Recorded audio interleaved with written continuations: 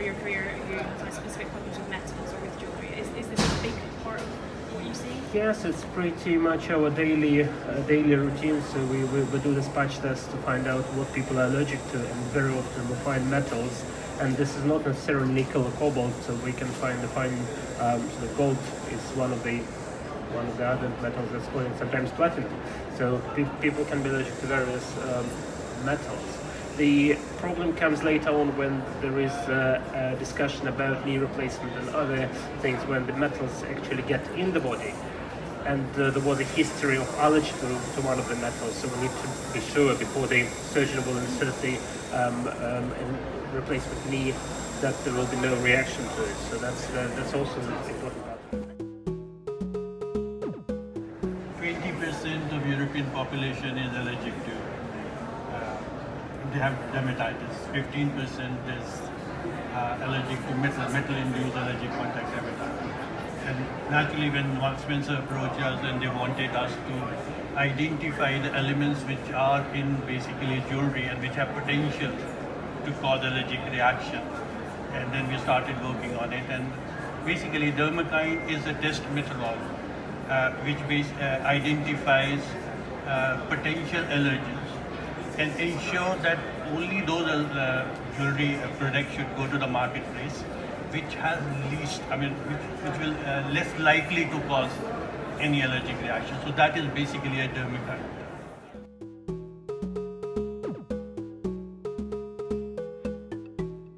How do you go about treating if people do come to you?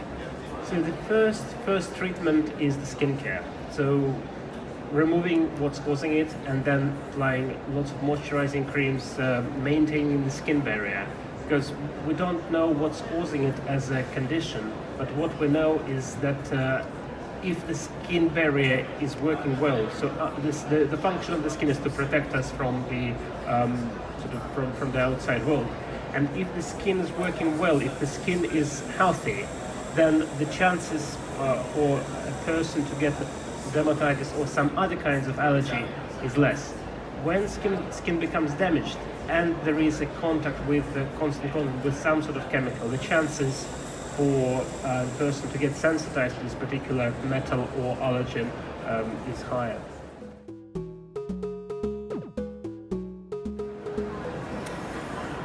One of the questions I get asked a lot as a technologist or working for Marks & Spencer is, does it contain nickel? Is it hypoallergenic? Is it skin kind?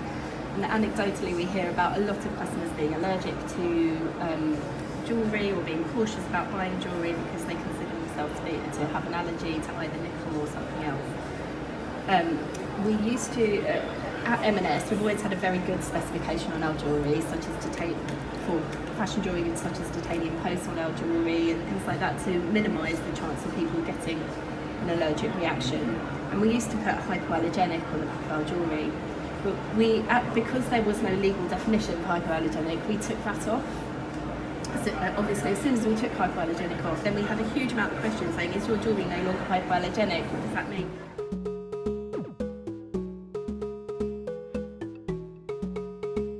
So it was at that point we did a survey of about 700 customers just to see, of our own customers, of Marks & Spencer clothing customers, to see if this was the idea of getting an allergy was preventing them from buying our jewellery, and it came back with about 40% of our own customers wouldn't buy our own fashion jewellery because they were concerned about having an allergic reaction.